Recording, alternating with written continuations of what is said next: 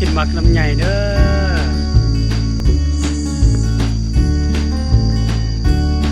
พุ่นล่ะผู้ขึ้นพุ่นล่ะปาดโถเป็นยกไม่ยิ่งเลยขึ้นสู้แถวอ่ะลงมาลงมาลงมาลงมาลงมาเห็นไหมปาดโถ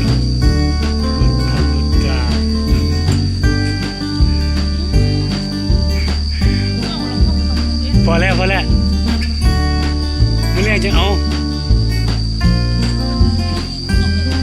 อยู่เลย